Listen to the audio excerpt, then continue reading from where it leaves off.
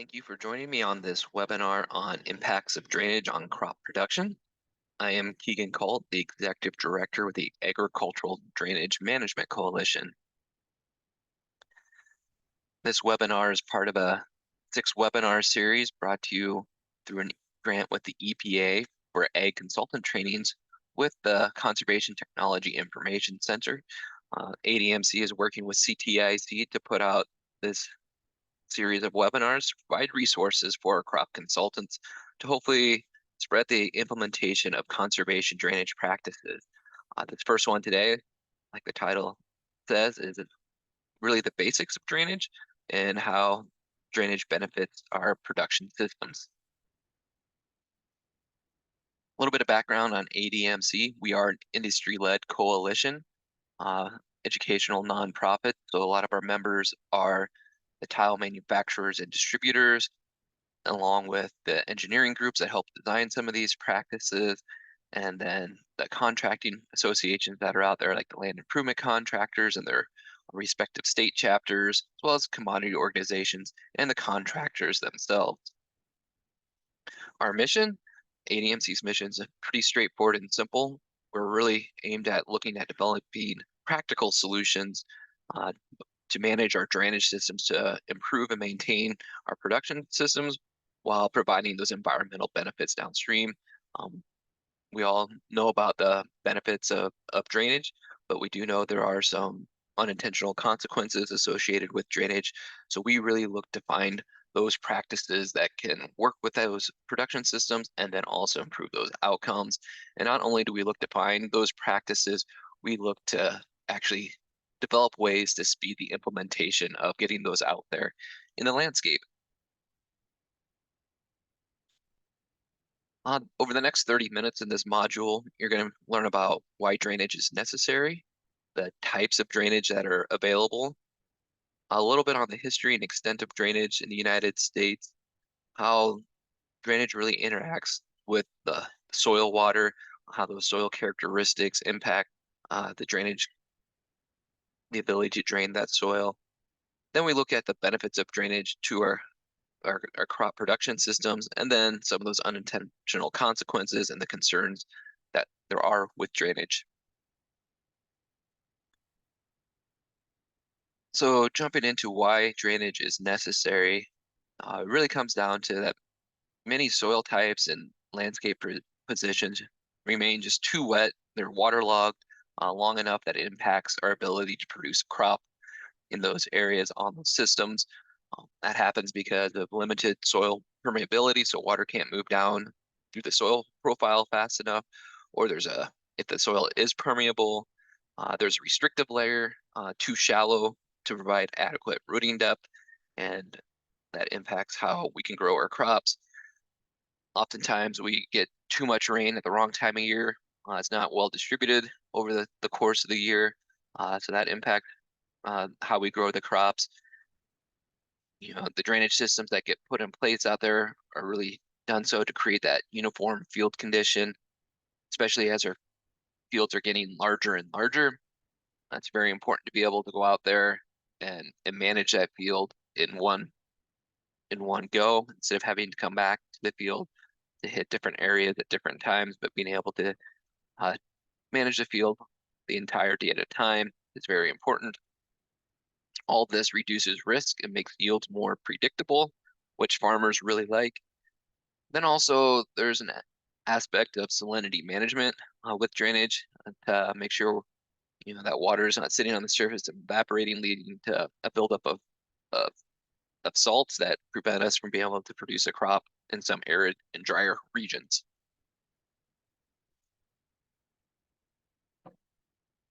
This is just a bar chart looking at the Midwest plus South Dakota and North Dakota at the annual average crop insurance payouts or claims, the reasons why those crop insurance claims are being made. And you can see on average, excessive moisture and precipitation is right up there with drought for the biggest reasons why we have crop insurance claims. So it's all about being able to manage that, right? So drainage, that's why we see farmers making the investment in drainage, because they see it as a risk mitigation tool moving forward with the climate models that are out there. We're predicting more and more wet springs with longer stretches of dry periods during the summer, as well as flashier events where we have larger amounts of precipitation happening at once instead of being well distributed. All that is reason for why we're seeing more farmers make that investment in drainage. So why do they make the investment? First and foremost, the improved profits. You always hear tile salesmen say the best salesman for tile is actually the yield monitor. Farmers notice that increased yield over that tile line or near that tile line. So they get intrigued. They can see that the practice pays for itself. So farmers are very willing to make that investment. Once again, so as uniform field condition, you can go across that entire field at a time instead of having to wait for it to dry out. Reducing that risk, those crop insurance payouts really is what's driving it. And all this increased profits increases that land value to that farmer, to that landowner. And that's why we're seeing tile being implemented at the rate that we are. So depending on where you're at, there's different needs for drainage depending on the region. In humid areas, it's really about soil aeration and trafficability. So drying it down, getting that oxygen down to the soil so we're not killing off that rooting zone. In arid and semi-arid regions, it's about aeration again, but then also that salinity management. So we don't have that accumulation of salts because of evaporated water. And then even moving into subhumid tropic zones, we need to be able to remove that excessive moisture, prevent that water logging, so we can get that crop growth that we want to see. So types of drainage, there's both surface and subsurface drainage. So first of all, taking a look at surface drainage, oftentimes in surface drainage, there's shaping of the fields to flatten the field. There's surface lateral ditches that go across that slope, kind of along that really gradual contour there to intercept that water, and those lateral ditches or channels will drain back towards a larger main, surface main. So to take that water and remove it from the field and move it further downstream. We generally, I'm based in Iowa. We don't generally use a lot of surface drainage in Iowa, but in the southeastern United States, it's a very common practice, and also in areas where it's very, very flat, you'll see surface drainage. I know Indiana, it's a pretty common practice to have some of these laterals dug in. It's a little bit less expensive than some of the subsurface drainage options that are out there. The suitability for utilizing these surface drainage systems, it's really one of those soils are not very permeable at all, so you can't get water to move down into that soil profile. You need that water to kind of move across the soil and down into these lateral ditches. Soils with the fragipans and clay subsoils, once again, we can't get that water to move deep enough, or that the subsurface drainage would be too close to the surface. And then just other general areas where water is too slow or unable to infiltrate down into that soil profile. Moving on to subsurface drainage. Subsurface drainage removes that excess water by utilizing a series of buried pipes or tiles. We often just refer to it as tile drainage because originally we used clay tiles. Now that we're using a plastic pipe, it's a little bit different, but we still call it tile drainage. So subsurface drainage suitability, we do need a little bit of permeability in those soils to be able to move that water down to the where the tile lines are. Oftentimes you'll have a layer of permeable soils, but then have a non-permeable layer that's close enough to that surface where it's going to be impacting that crop root growth. And so a lot of times that non-permeable layer will be shallow bedrock, dense glacial till, or clay layers. And then also areas in the landscape where you just have a seasonally high water table. Being able to lower that water table really increases the ability to extend those roots further down, and so they'll be able to grab onto water later in the season. There's different layouts to subsurface drainage. Originally, a lot of the subsurface drainage that was going in would be that targeted option there in that lower right-hand corner. They used to call that random drainage, when it really wasn't random at all, because nobody would go out there and just randomly lay tile by hand. You would know you'd have a wet spot, and so you would target that wet spot, and you'd go out and you would drain that, but you wouldn't necessarily be draining the surrounding areas to that wet spot. Now we're moving on to a little bit more systematic ways of subsurface drainage. So parallel pattern tile systems, the herringbone option, still very popular. Then there's also some unique ones like having double mains going alongside maybe some sort of channel there where you collect the water in two mains before dumping it into a larger either main downstream or outletting it to the stream. Just a brief history of drainage in the United States. It was first thought of that, drainage was going to be needed to avoid human health concerns like malaria. All the mosquitoes associated with the marshland were concerned. And then also just ecological disasters of not being able to grow that crop. John Johnson's really the grandfather of drainage in the United States. He was thought to be the first to bring over ceramic tile from Europe into Seneca County, New York, where he installed the first drainage system. And then looking at investments in drainage that was made historically, really in the early 1900s is when our landscape started to be drained, and actually a lot of the laws and rules were set in place at this time period, and it's still affecting the way we do things today. But Iowans, there's a story in the New York Times, and I think that's on my next slide here, that shows that Iowans made about the same amount of investment in draining their fields as what the federal government made to develop the Panama Canal for the shipping routes. So we realized it's a huge investment, but they saw how it was going to pay off, and it really did reshape the scene of Iowa ag for the foreseeable future. And then switching from that ceramic clay tile to high density polyethylene pipe, so the plastic tile, that really came about from a paper that was published in 1965. And once again, this was published it was actually by USDA ARS scientists that were looking at the merits of this. And this paper showed the benefits of doing it this way. They even went as far as figuring out machines and how to design the machines to install this high density polyethylene pipe and how it could be done in a more effective manner. Now, everything that we see out there is pretty much plastic pipe going into the ground, and there are great advances in being able to lay that very accurately, as well as being able to do it in a systematic fashion. Here's just that headline from the New York Times article talking about how Iowans made that investment, private investment in tile drainage. You can see here a few pictures from that era of how that tile was being installed. So that first picture there on the right is a bunch of the ditch diggers down in the trench, hand digging, hand laying all this pipe. They did it by the foot.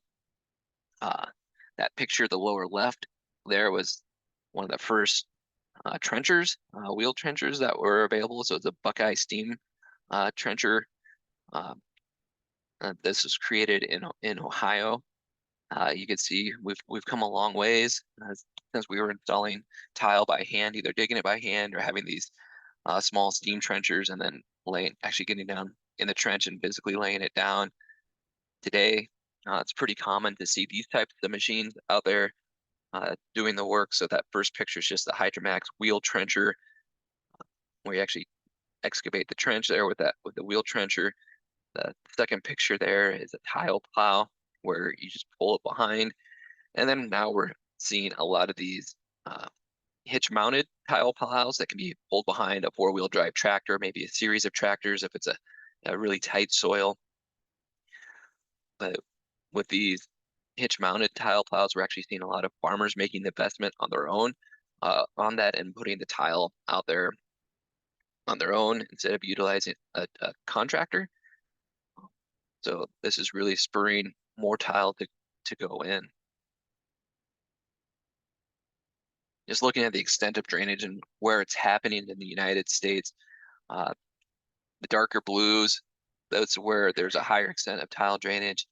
Nearly 84% of the drainage is focused in the Midwest, but we are seeing it expand in use in other areas, the Southeast United States, as well as along the Eastern Shore.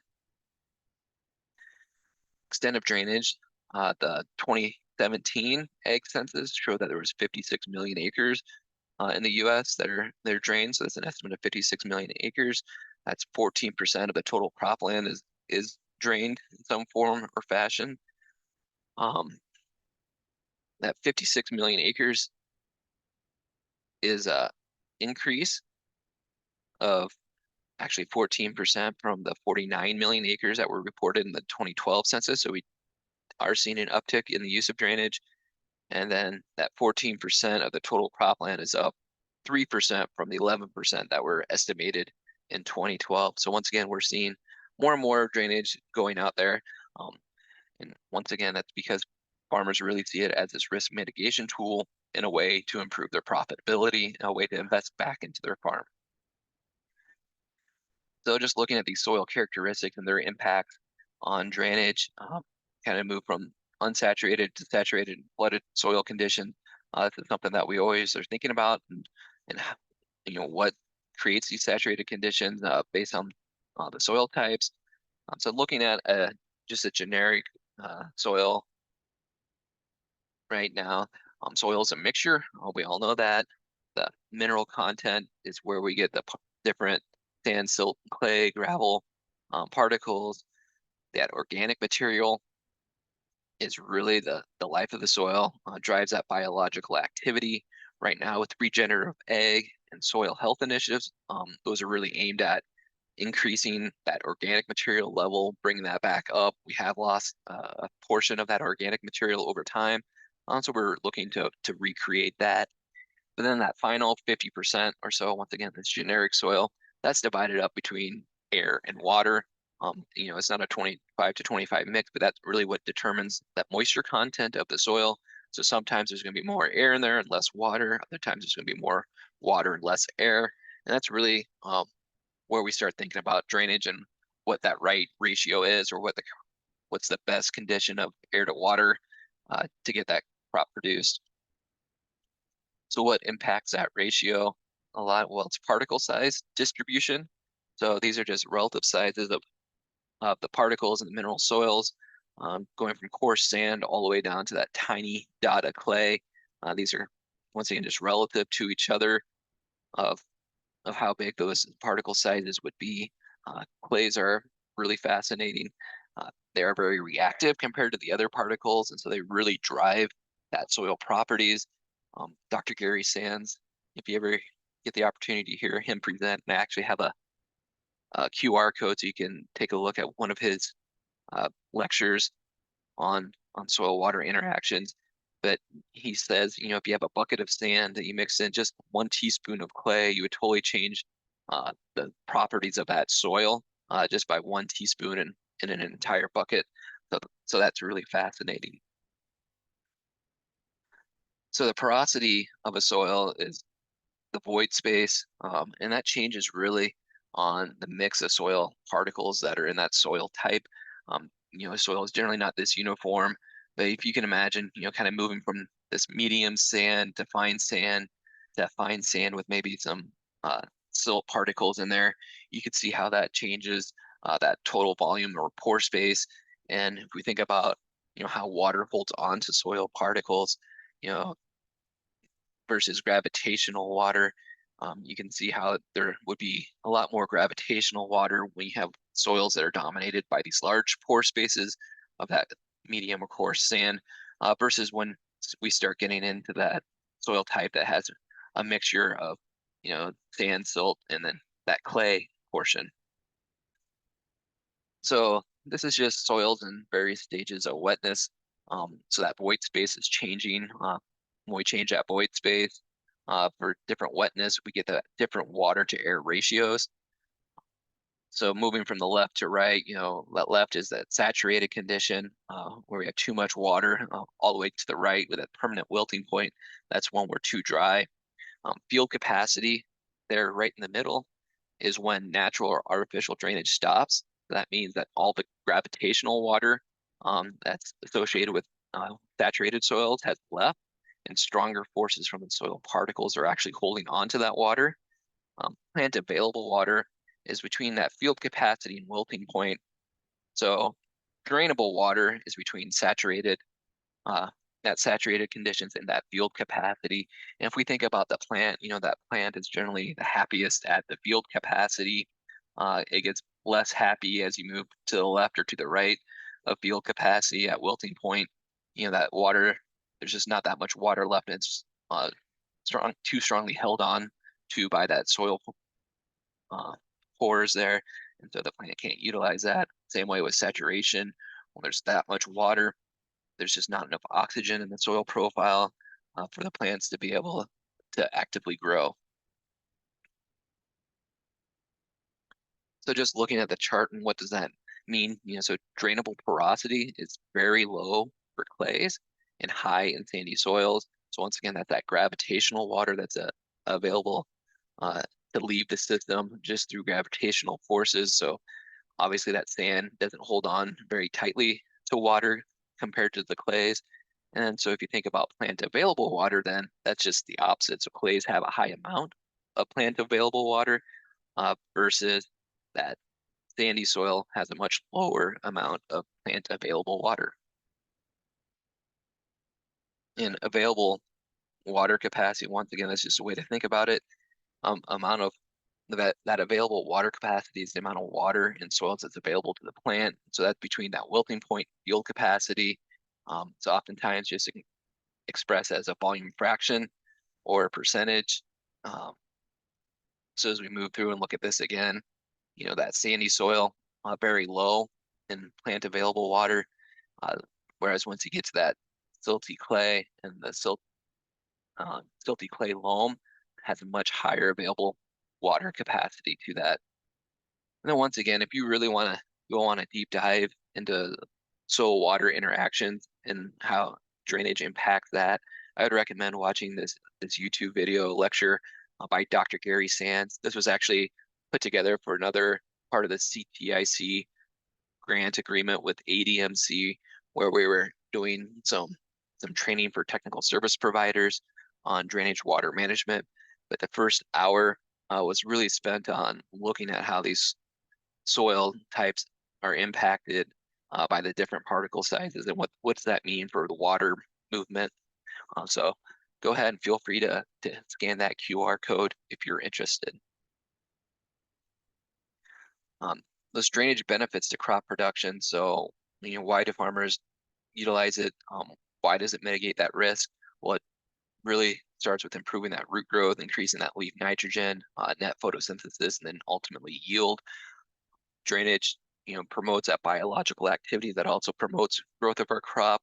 So draining it out, getting that oxygen down into the system, warming it up, that really charges up that biological activity for us.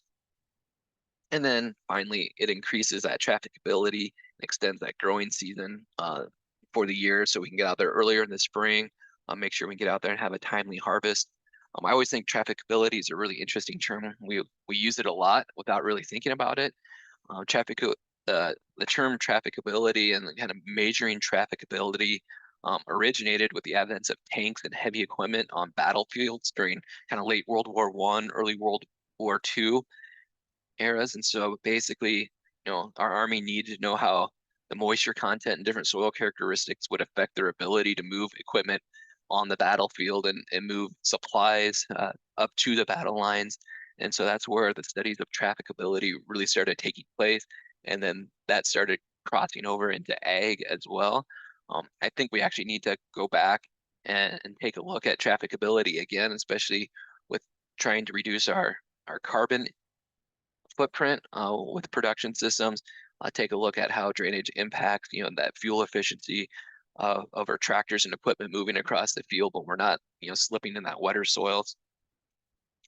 Also, the the benefits of drainage to crop production, um, extending that growing season. Well, that also extends the timing for field management, such as utilizing cover crops and reduced tillage.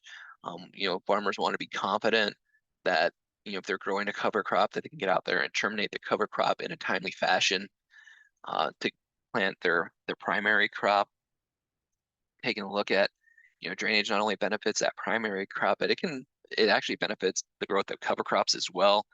Looking at plot studies from the Southeast Purdue Ag Center showed that tile drain plots actually had an average of 3,100 pounds of cover crop biomass versus only 700 pounds of cover crop biomass in undrained plots. So you can see those same, aeration, improving that root growth, kind of warming those soils up, benefits our cover crops too, not just our primary crop.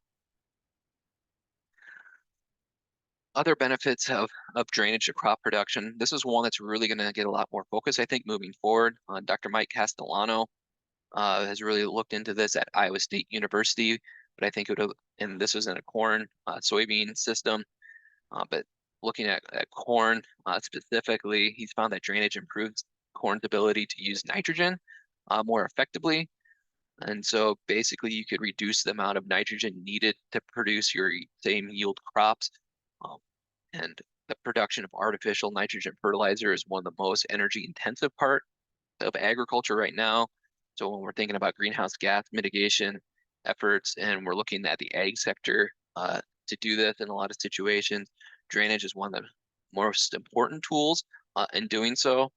And same with, building up the carbon supplies in that soil, that water management interaction is going to have a huge impact on the ability to do that.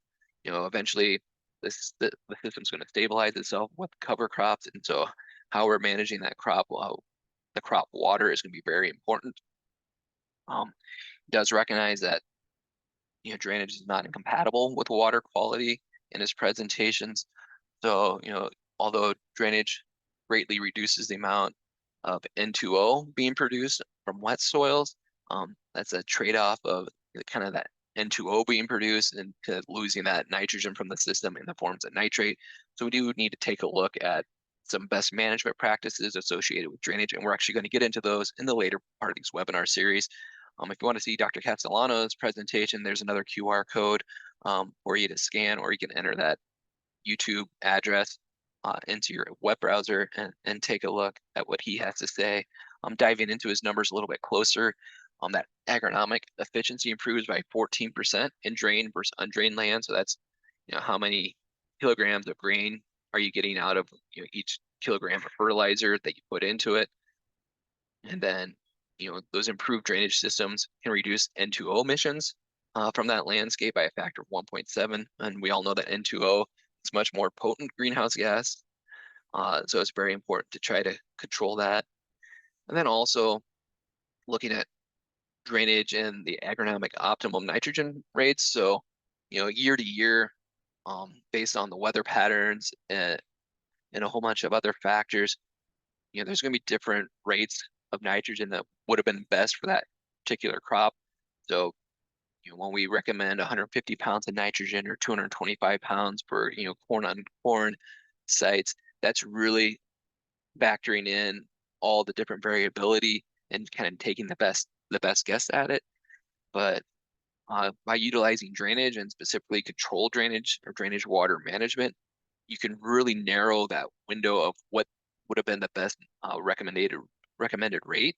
That actually decreases that variability by 75%. So I think that's going to be very important moving in the future.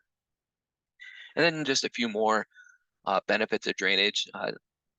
Drainage really started going in to decrease that surface runoff, reduce compaction of the soil too, associated with being out there on waterlogged soils with equipment. Actually, NRCS first saw drainage as, they listed it as a conservation practice because of this decrease in surface runoff.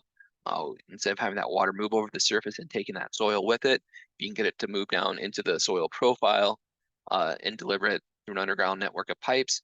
We're not going to be moving as much soil across the surface and losing that associated phosphorus. Of course, getting that water to move through that soil surface creates the opportunity to transport dissolved nutrients. Also, there's potential there to transport chemicals or bacteria, and it does increase the base flow and potential to increase peak stream flow as well. So these are all considerations we need to think about when drainage the landscape. That transport of dissolved nutrient really leads to field level, local, and regional concerns. So at the field level, if you're watering livestock, for instance, and that those nutrient levels are too high, it could cause damage to the livestock. Or if you have, rural wells, we're starting to see nitrate concentrations being too high in rural wells. Locally, once again in Iowa, the famous example is the Des Moines Waterworks gets its water from the Raccoon River, which is an ag-dominated watershed, and so those nitrate levels in the Raccoon River oftentimes get up to that 10 parts per million or even exceeds that. So there needs to be treatment options at the waterworks, which is very expensive, and they have to be able to get that water below 10 parts per million to be able to service that to their customers. And then regionally, this picture is from the Western Lake Erie harmful algal bloom. I think this is from 2017. But Lake Erie Basin, the Chesapeake Bay, the Gulf of Mexico, all have very large regional concerns about, that's kind of the final destination of where this water ends up getting transported and those nutrients. And so we are seeing impacts there. How do we mitigate some of those concerns? These are the conservation drainage practices, and there are going to be future webinars on drainage water management, bioreactors, and saturated buffers, so you can learn about that. Sub-irrigation is also one of the newer practices that's out there, and drainage water recycling kind of associated with sub-irrigation. Constructed wetlands are a great option. Sometimes they're referred to as water quality wetlands. Moving up on kind of the surface drainage side of things with two-stage ditches. It's a way to closely mimic natural streams instead of a straight trapezoidal ditch system that we're seeing now, but creating two-stage ditches so we have a little bit of a floodplain bench. And then also one of the practices that I really like to see is the multi-purpose oxbows, because we see a lot of habitat associated with those oxbows, but we can get some water quality benefits from those oxbows as well, especially if there is a tile line that you can daylight into the oxbow. They act as little miniature wetlands, and they process that nitrate, reduce it before it reaches the stream. So in summary here, and while I'm working on the summary slide, feel free to scan this QR code to take you to an assessment, just to see how well the points came across in this presentation, assess your learning on the impact of drainage on crop production. It's a 6-question quiz there, but in summary, drainage is necessary for crop production since excessive moisture is such a high risk and does take a lot of our yield potential off the table without drainage. Drainage is beneficial in both humid and arid regions. So even though in arid regions you wouldn't think about excessive moisture being a problem, actually that evaporation is a problem causing salinity buildup. Then drainage happens both through surface and subsurface fashion. And then we do need to think about the resource concerns associated with drainage and what practices we can install with our drainage systems to mitigate the risk for some of those resource concerns. Thank you for watching this webinar with me today. If you'd like to interact further with ADMC, feel free to reach out to me via email, follow us on Twitter. You can always become a member of ADMC, or you can visit our website. When you visit the website, you'll get a pop-up once a year to sign up for a Conservation Drainage Weekly, and it's really a great weekly resource we put out. You don't get bombarded with emails. I promise it's only once a week, but we generally post the newest research articles about conservation drainage practices, opportunities to implement these practices, and any interesting news and events associated with conservation drainage. So you'll see some field days posted there, other webinars about it. So if you're interested in learning more, that's a great way to learn more. And then thank you for completing this first of 6 webinars. And thank you to CTIC and the EPA for partially funding this series. This is going to be a great resource, we think, for certified crop consultants out there and anybody else really in that farmer advisory role. We hope that you will tune in for the next 5 webinars. Thank you.